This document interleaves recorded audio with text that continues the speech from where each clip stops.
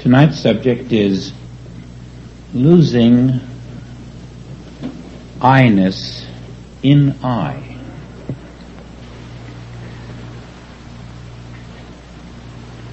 The word surrender has a connotation of weakness, of yielding, as if there was something more powerful than you which has made you bend your knee.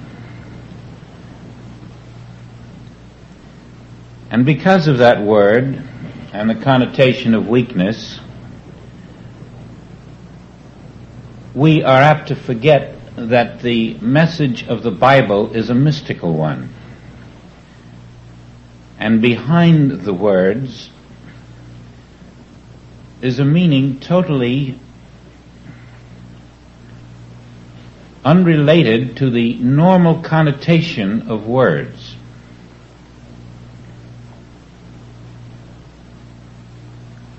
Meekness, for example, would imply a sort of milquetoasty way of life. Resisting not evil would imply a person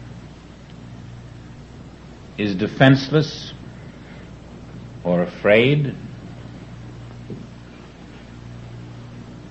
And yet behind these words is the momentous revelation of power, of dominion. Behind our visible world is this infinite, continuous, perfect power of peace, of love, of fulfillment, unwavering. And our surrender is to that. Our meekness is to that. Our resistance or non-resistance to evil is because we have a sword of truth. And our surrender then is really an acceptance of dominion.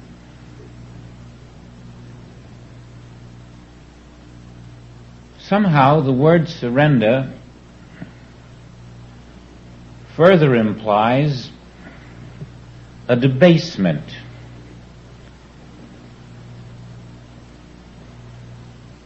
It implies that in you is some kind of a weakness. But rather, this surrender is a surrendering of that which is false. It is not a surrendering of that which is true or real. It is a surrendering of that which has no reality.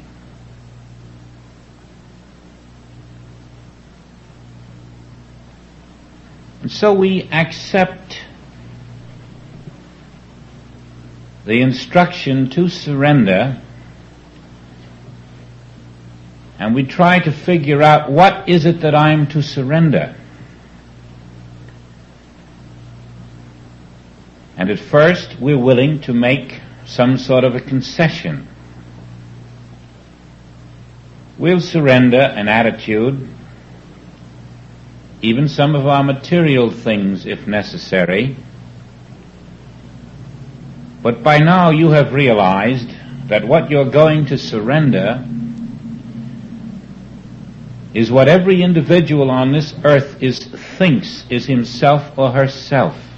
You're going to surrender mortality, humanhood, the complete sense of selfhood. And it isn't until you find there's no ground beneath you to walk upon that you realize the full momentity of that surrender. It's asking you to get out and walk upon nothing, without a floor under your feet. It's asking you to confiscate every idea that you ever knew, every belief you ever had, and reach out like a child, knowing that Father is near. Father will lead. It's saying to you, make no decisions of your own. the more you dwell on the idea of surrender, the more you realize that it is introducing you to another self.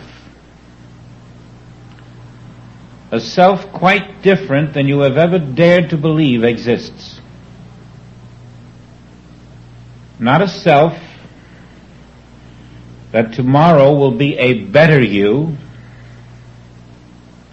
or in 10 years from now will be a more successful you, or in 20 years from now will be an acclaimed you, or a you that is with less fear. No, a completely different you. A you completely unlike what you are this moment. A you that your human mind cannot begin to envisage in any shape or form or attitude. And the surrender is necessary only because there's no other way for this you to be born. We can never go beyond our consciousness. And because of it, we can never find this you. We must simply lay aside our present you and let the higher self take over. It is an act of such great faith that you must never attempt this act until you have had inner assurance. Cautiously and carefully you must ascertain that the voice is the voice and not personal desire seeping through. You are asked never to walk upon the waters of spirit until you have been assured from within that your direction, your contact, your receptivity are all complete, and you are truly being divinely led. Until then, mistaking the voice of the personal self for the voice of the Father, we might venture out where we are unsupported. But presuming that you have received the inner assurance, that there have been sufficient signs, that you have no doubts, then you are prepared to relinquish all decisions, all thoughts, all concepts, and become what Joel describes as an ice cube floating on the water. Now this is a fairly good simile for our purpose for the moment, in that it describes accurately certain things, certain conditions that are similar to the relationship between man and God. The cube on the water is the very same substance as the water. There is no quality in the water that is not a quality in the cube. All that the cube relies on the water for is its movement. If the water doesn't move, the cube doesn't move. But ultimately, that cube must melt into the water. The relationship of oneness exists even when it's a cube. It and the water are one. One substance in two different forms. And there's nothing that the cube asks of the water and nothing that the water can give to the cube that it doesn't already have. And this is our relationship with God. And when this relationship with God is firmly established in your consciousness, then as the cube rests in the water, letting the water determine what the cube will do next, so do we rest in the Father,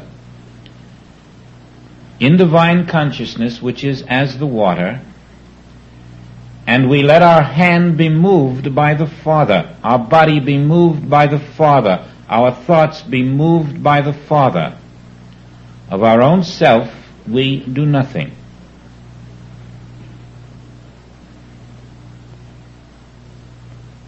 We accept that in the presence of God, we are in the presence of divine intelligence.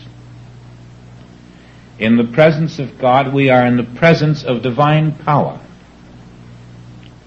divine love, divine harmony, divine desire to maintain a perfect universe. And we accept that in my oneness with the Father, all that the Father does, and all that the Father knows, and all that the Father hath, represents the quantity and quality of my own being, for we are one substance.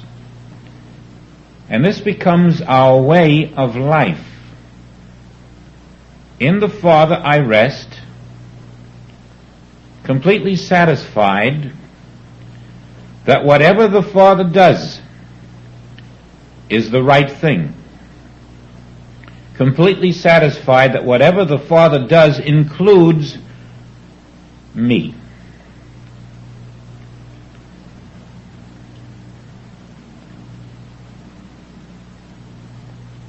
To the extent that we are living in this oneness, taking no thought for our lives, for our activities, having no thoughts of the past or of the future. For God is not in the past or in the future, but dwelling in the now. We are living a moment of Christhood.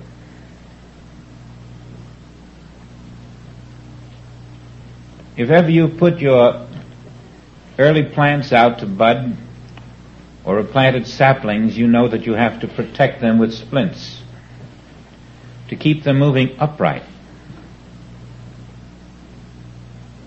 And so it is that we have to move that mind of ours in such a way that it is retained within these splints that we put there to keep it moving upright.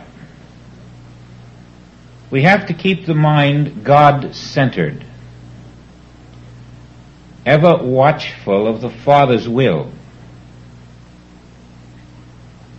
And of course, no one is going to do this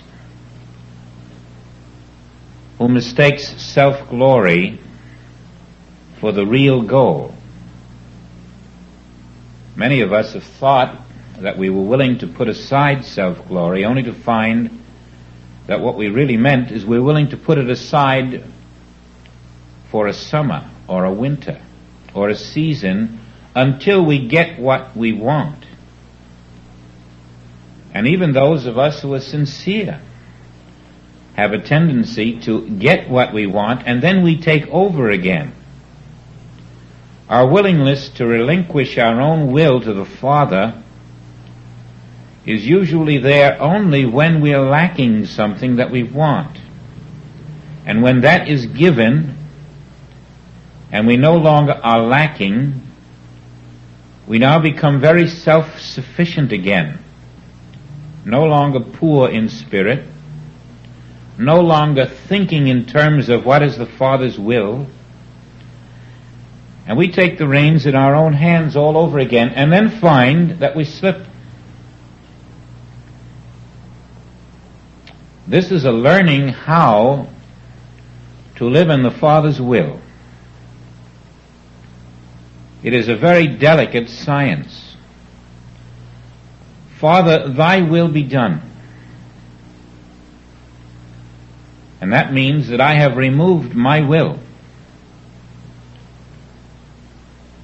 I may appear to the world to have no will, but I have a very strong will, because it's the Father's will. In the meekness to the will, you find that you are now going to receive demands upon you.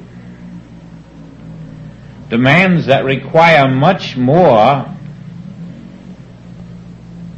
direction, power, and activity than you would have ever dared to accept for yourself with your own will. In your meekness you are lifted into a different tower, and now the demands upon you increase, so that finally you are told the day of a passive life is over. You have lived in this meekness long enough. You have listened. You have been receptive. Now you must be responsive. Now, because the contact is established, now because you can move out blindly, knowing you have eyes in the Father, the meek is given the assignment. And the assignment is anything except what the world would consider a meek one. Pilate, thou hast no power over me. Does that sound like a meek man in the terms of the world's idea of meekness? Destroy this temple, and in 3 days I meekly will raise it up again. That's not meekness as the world sees it. This is a different kind of meekness, because behind it, it has the infinite power of God, released through the meekness.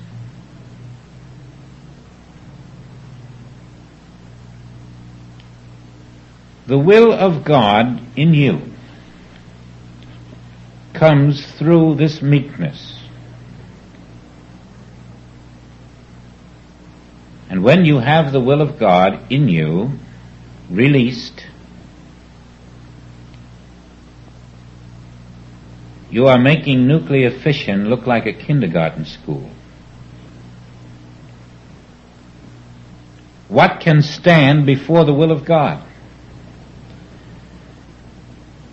Is there some kind of a missile that can intercept the will of God and turn it away? When the will of God is the center of your being, realized and released, then what are you? You are the will of God. You are in a perfect state of oneness. Whatever must come through you is ordained. It has no opposition in this entire universe. It cannot fail. It cannot make a mistake. It cannot hurt anything in the universe. It can move through steel. It can move through germs. It can move through all types of appearances called physical opposition. It can move through the Red Sea. It can push a mountain into that sea. It can grow through a stone. There is nothing on this earth that can stop the will of God. And this will in you is your dominion. Dominion is not in the human being. Dominion is in I, the Spirit of God in you. And when you have become meek unto I, then I, the dominion of God in you, become the living will of the Father. And you become the living will of the Father, clothed in the garment of human flesh to the naked eye of man. But actually, the pure, immaculate Spirit of the Father, walking this earth as the will of the Father, glorifying the Father, doing the Father's work on earth. That is our purpose here then, to be the living will of God. Be ye perfect as your Father. Now again here is a veiled revelation, one of the most important in the Bible. Inasmuch as there is nothing on this earth to obstruct the will of God,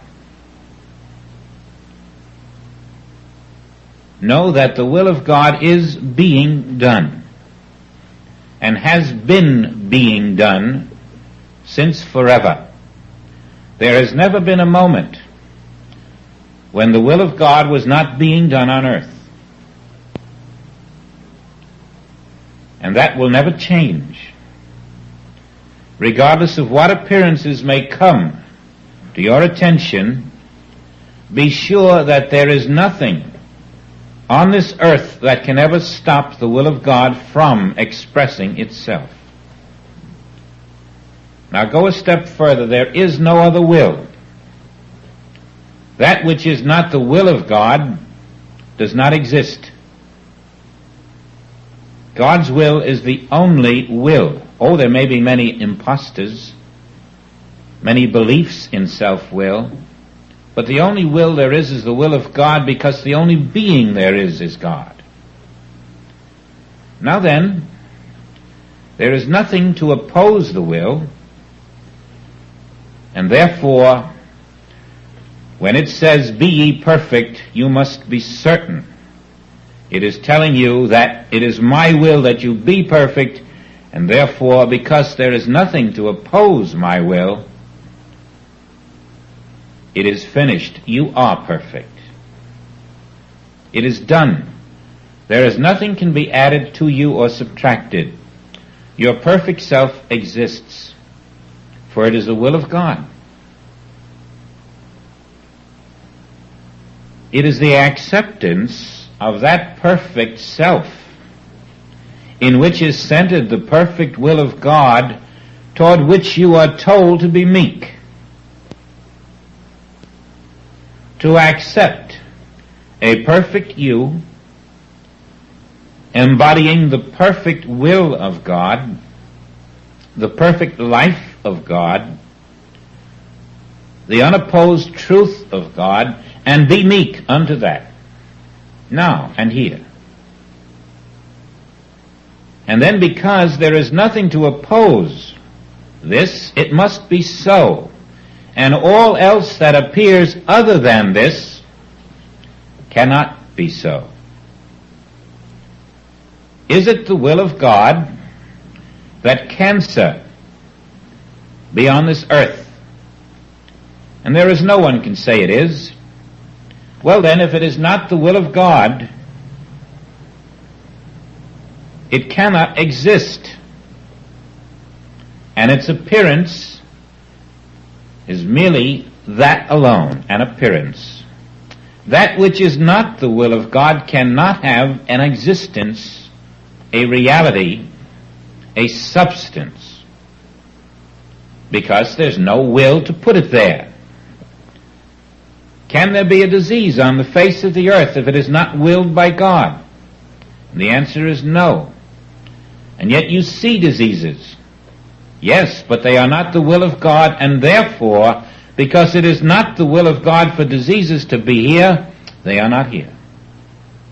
You will discover that every imperfection in this world is not the will of God, and therefore is not here. You will discover that you can only have a perfect universe because that is the will of God, and that must be the present fact.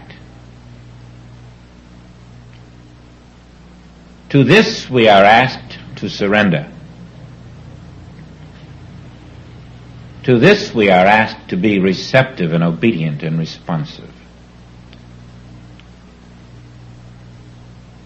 For this is the perfection of God surrounding us all, and now walking forth, accepting the will of God in you as your will.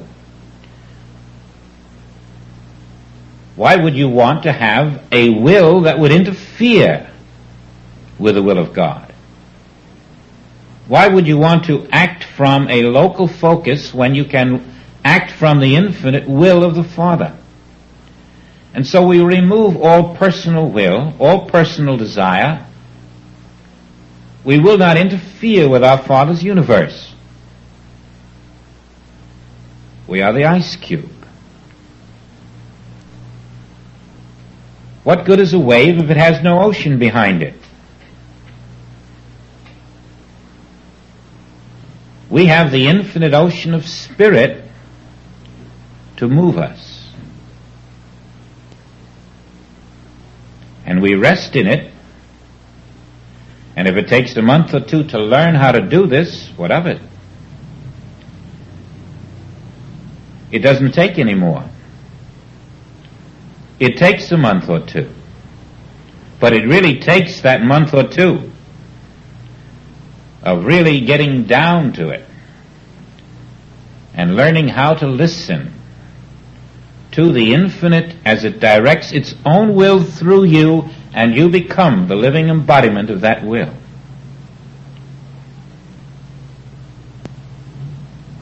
When the will of the Father is your only will, how can your hand do anything wrong? What can it do that would be wrong? Can it harm? Only if it's moved by individual will. If it's moved by the will of God, wherever it moves, it will be doing the work of God. If the body is moved by the will of God, wherever it moves, it will be doing the will of God. And this is how we bring our harmony into existence. Thou seest me, thou seest the will of God in operation. Thou seest the will of the Father that sent me. Now remember those splinters around the mind to keep it upright. The minute you move outside of this, you lose it.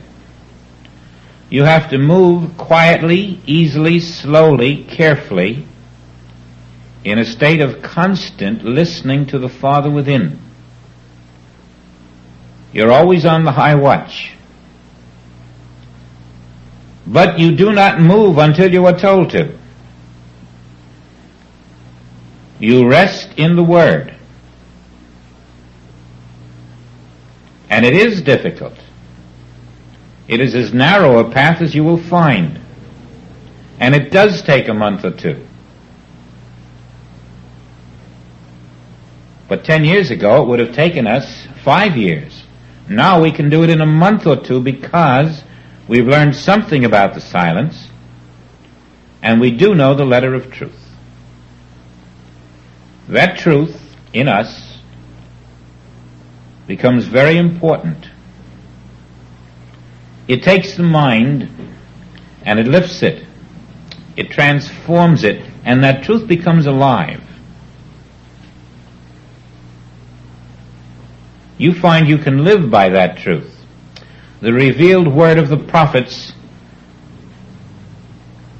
becomes alive in you as a guide. Now look again at the three temptations of Jesus and see for yourself how steadfastly he stood, rooted in the will of the Father, not in his own personal will. See how clearly he surrendered all personal sense beyond any measure that any of us have up to this point been asked to do. Think of the momentous meekness that could look at all of Rome and say, this is not a cause, this is an effect. This is a symptom. Think of the tremendous meekness that could stand in the face of that empire and not be concerned about personal safety.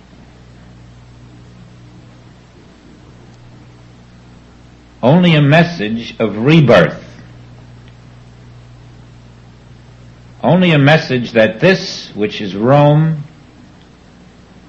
is a cancer. It is not the cause, It is the symptom. It is the effect. The axe must go to the root. It won't help me to remove Rome. That is meekness. What enemy coming at you would you not want to remove?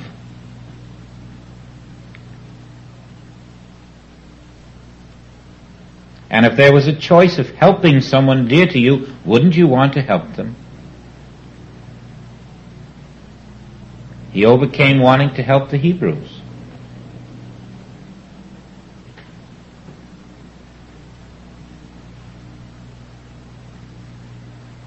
This was a tremendous activity of meekness unto the Father, not to restore these Hebrews to their homeland,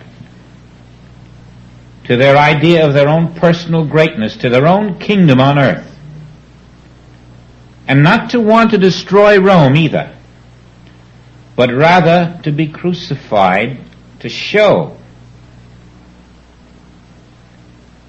that meekness unto the Father is the way.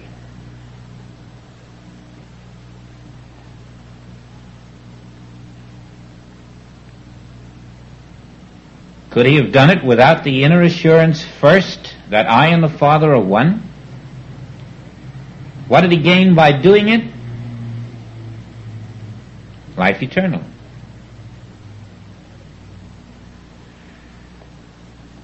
Identity.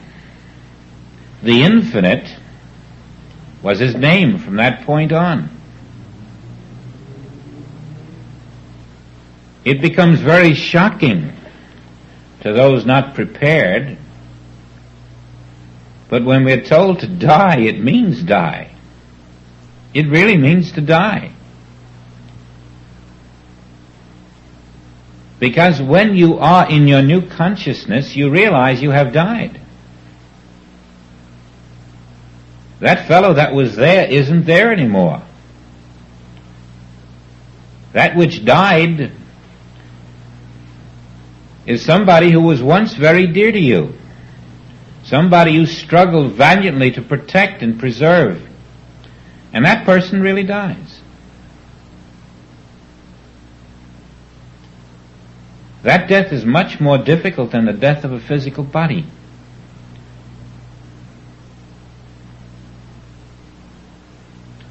It's a complete letting go of every desire to protect oneself, to be safe, to be secure, to be comfortable, to be happy. Joel says it's even an end of the desire to give something to somebody. It's a desirelessness in which the only desire is to be the infinite self. Now, as you feel your self dropping away, you'll know that you're beginning to walk on water in quite a different way than you had anticipated.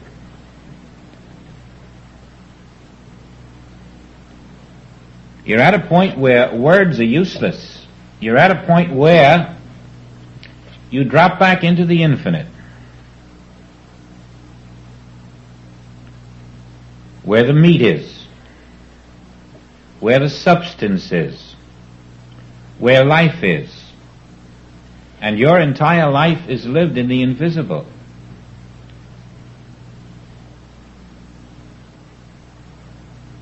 You're not concerned about the outer effect. You're not concerned about what appears out here. That's up to God. Your concern is never to let go of the one self. And that's all.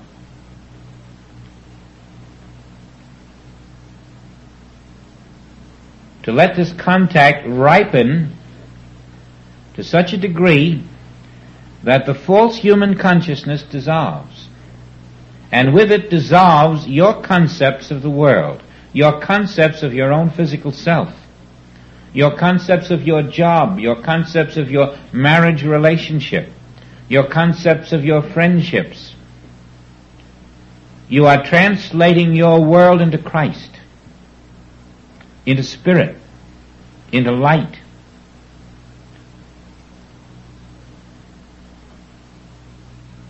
There's a place where you may find yourself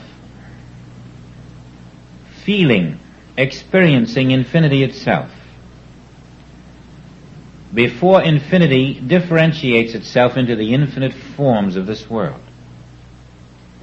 You actually feel your infinite self. You even feel that infinite self then forming itself as the infinite manifestations of the invisible.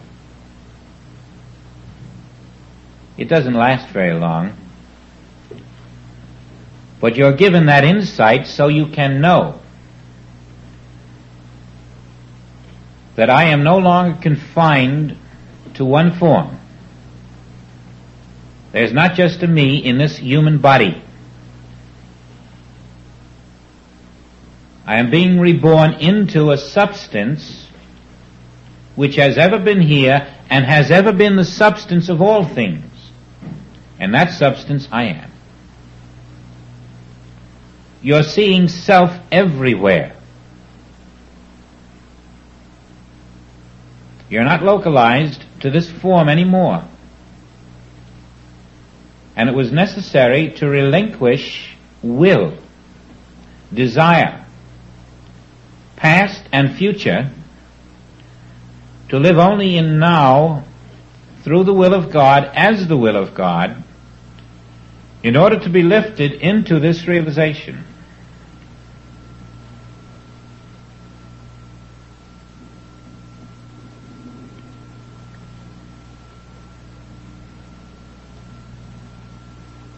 Now, because the mind is unable to do this, we are asked to commune with the Father, and Joel recommends that we do it frequently. The frequent reminder that the will of God in me is the only will I have. The life of God in me is the only life I have. Let God run God's universe without personal interference. But let God run God's universe where you are, and where everyone is concerned with you. And so these intervals he recommends are short ones. He said preferably a minute and a half. 2 or 3 minutes if you wish.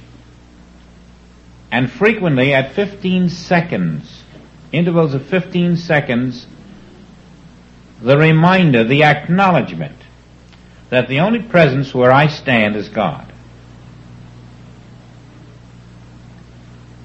Until this becomes an accepted realization.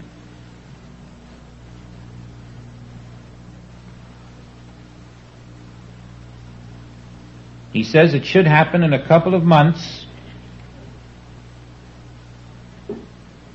that there is in you a new kind of awareness about this relationship.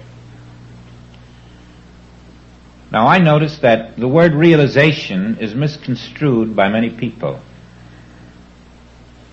How I yearn to realize the presence of God, someone says.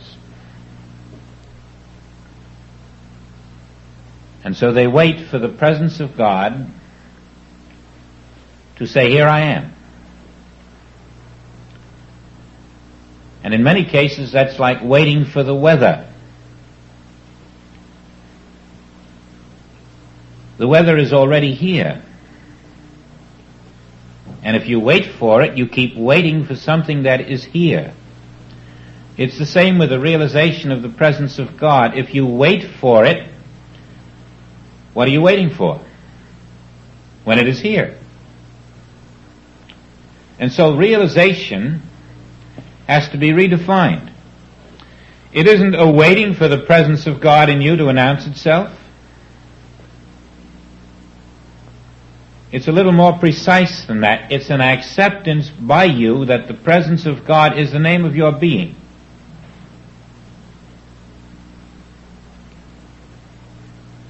All the waiting is merely a denial of that fact. Wait upon the Lord, fine. Seek God, fine. But after you seek God and find God, what do? After the seeking has produced what you sought, what do? Are you still going to seek it?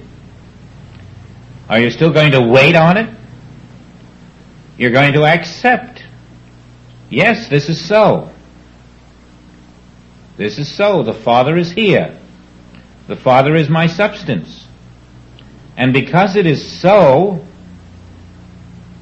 now I will be meek unto my substance. Now I will wait for the substance to act, and I will work hitherto. But my meekness is only to that substance. When that substance says, jump, I jump. When that substance says, you go out into the crowd and do, I do. The meekness stops.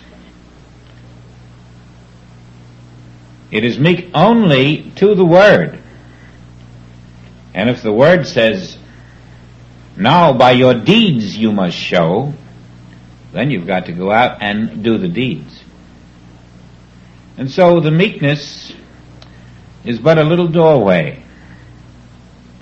And now we are no longer in that state which is waiting for the realization of God. That was a very pleasant state. We didn't have anything to do. We could just say, someday God's going to announce itself. But the finished kingdom of God within you is expressing and has been expressing,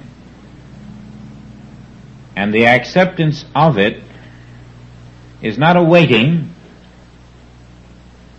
it becomes a doing.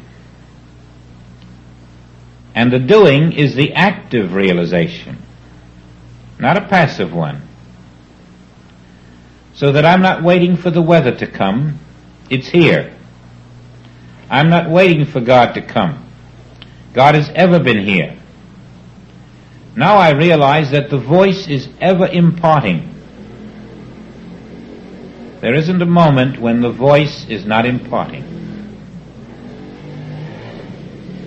There will be a time when you'll know that all there is the voice. There is nothing else. The infinite voice is the infinite word. And the infinite word is the infinite manifestation. They are one. There is no inner and outer. This is but a human concept. The inner and the outer are one and the same. There's an inner and an outer to a human mind. But to the divine mind there's no inner and outer. To the divine mind there's no evil. And if I still see evil, that should tell me quickly that I am not seeing through the divine mind. I am not in oneness with the divine mind. I am not meek unto the Father. I am not the one will. Oneness, then, is oneness in everything. Now you're beginning to feel your own power. As you know, the will of God in me must be there. I simply haven't been responsive enough to it. Now suppose I did nothing except through the will of God.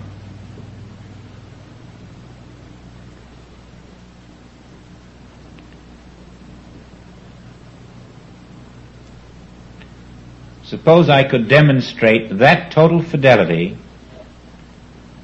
that when I lifted my hand, it was the will of God lifting that hand. When I walked down the street, it was the will of God walking down the street. When I build a skyscraper, it's the will of God building a skyscraper.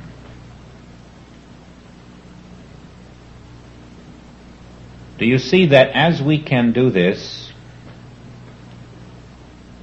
that we are fulfilling our destiny on this earth? How can God's will express itself except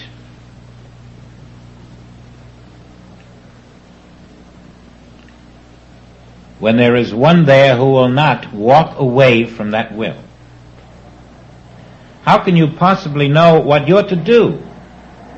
How can you build with substance unless it's God's will in you? And if it's God's will in you, have you not found the touchstone, the secret key?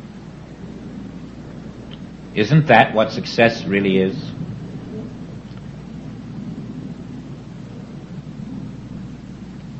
Now ask yourself another question.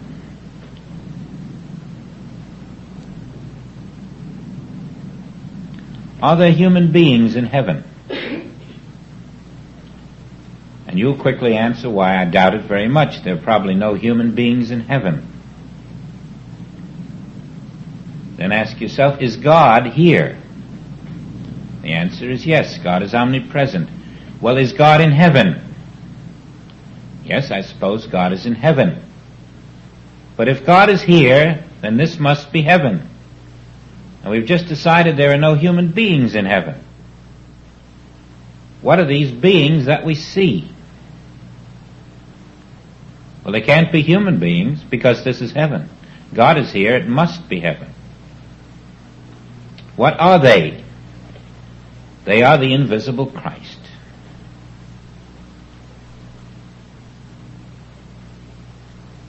Now it is the will of the Father that each be perfect as the Father, and therefore each is perfect as the Father. What difference does it make what mask they're wearing? Each is perfect as the Father, because each is the Christ. Therefore I am addressing myself to the Christ when I live in the will of the Father. In the will of the Father I can only see the Christ. I must see through all appearance. I cannot see the disaster. I cannot acknowledge the reality of the catastrophe. I cannot see the flood, the fire, or the hurricane as a destructive force. Behind all this is the reality of the Christ. And I must be that one which moves in this awareness at all times. Even if I awake at night, I must recognize that I am the living will of God. And that will is ever maintaining its perfection in all things.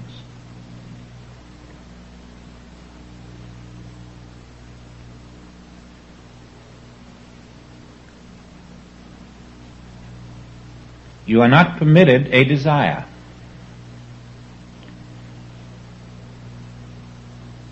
You accept desire at the peril of losing selfhood and having to climb the mountain all over again.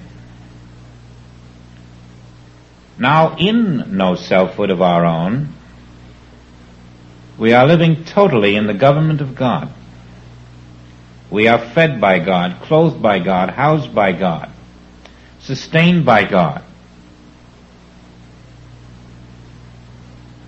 Life is living itself as you. Now, for those of you who have gone beyond the point of personal selfhood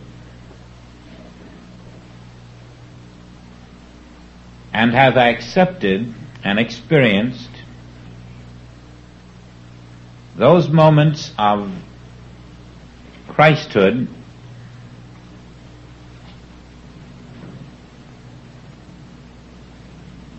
you know that for you turning back would be impossible. What you experienced is so precious and yet so promising of something far beyond itself that your experience is the assurance you needed so that you would not turn and say, This is not my way. Others who have not gone past personal selfhood may wonder what's to be gained.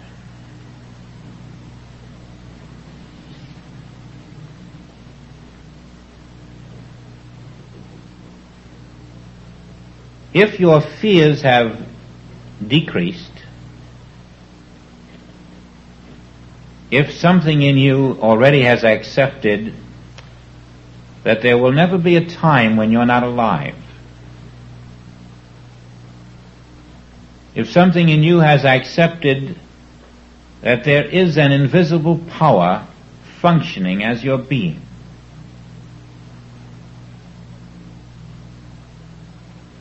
then you have had more than your moment of Christhood.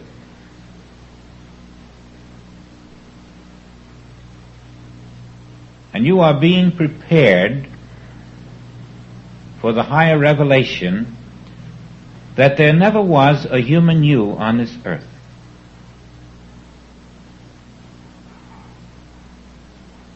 We couldn't take that unless we had slowly been lifted into it.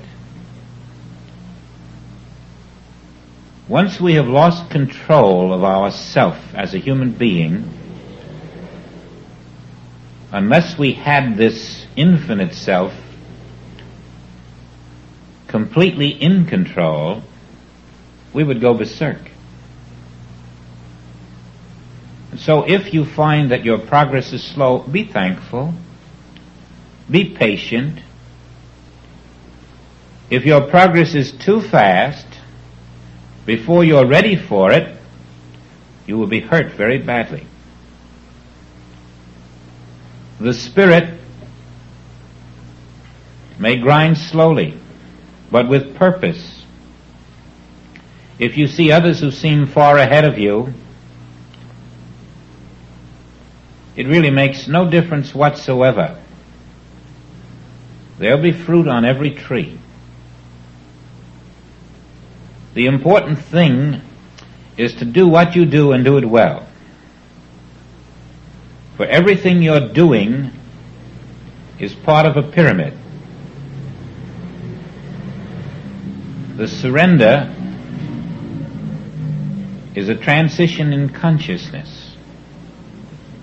And as you're letting go of this human consciousness, walking out on the water, your faith will not hold you up unless it is rooted in understanding and truth and experience. It's still a faith in the unseen, but a faith in the unseen which you have experienced. You'll know when to be brave, and it won't seem a bit brave to you. It'll seem very normal and natural.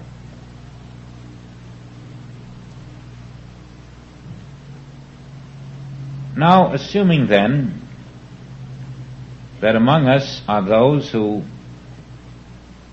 are walking on water now,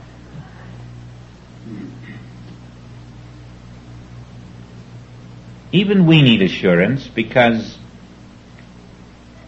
there are many times when we find the water over our heads. But when it's over your head and you come up again, this experience is priceless. This is what gives you the willingness to stay submerged longer if necessary.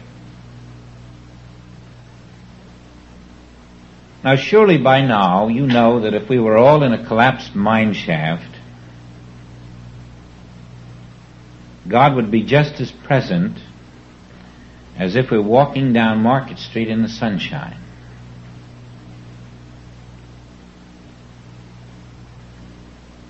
And the reason God would be just as present is because that is the name of your substance.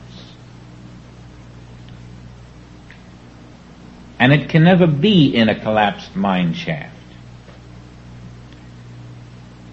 We must never be fooled by the appearance into accepting it as really happening.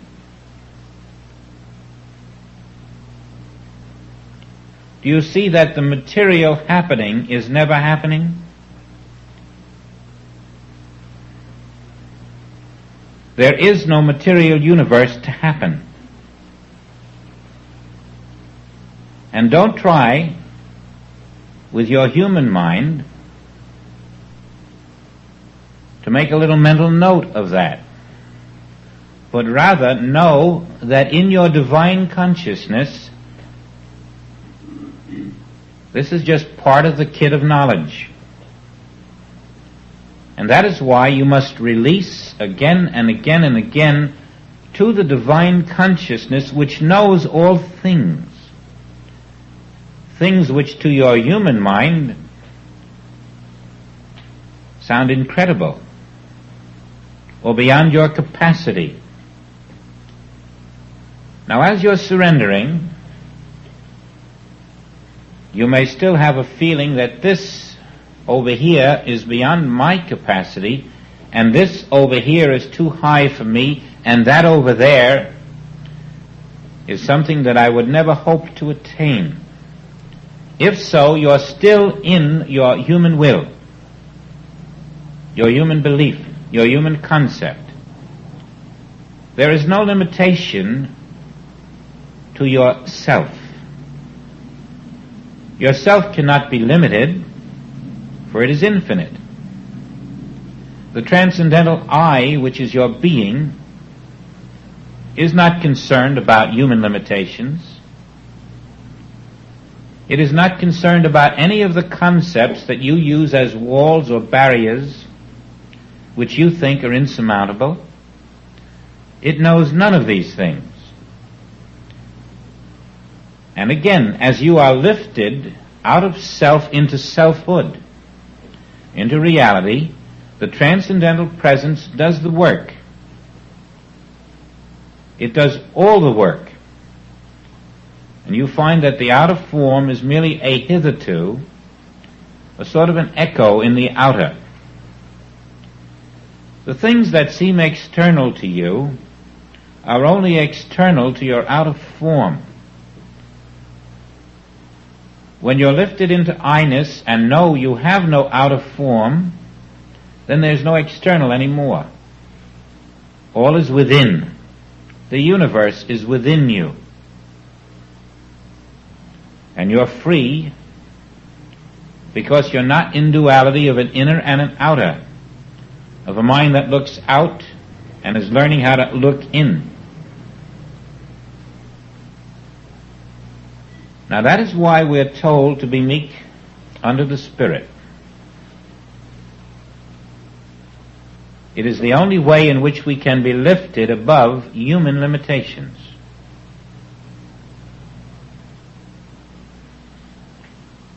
While you are doing this, the Spirit, which knoweth your needs, is ever present to bestow upon you its blessings, its signs, its assurances, its touches of grace, to be ever assured that its presence is upon you.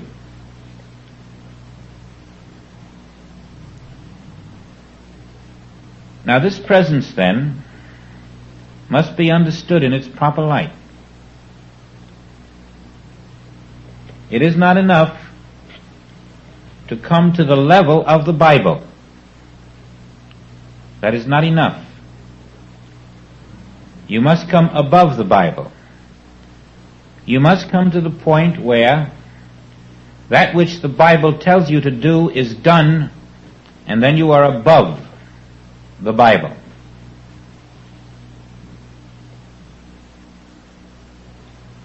When you are no longer seeking, but have sought and have discovered the presence of God, your days of seeking are over, and that is above the Bible. It has lifted you above itself. It has lifted you above its own words into the experience of those words. When I and the Father are one in your consciousness, only the Father stands where you are. And if at the moment this is difficult to credit or seemingly immodest. One means identical.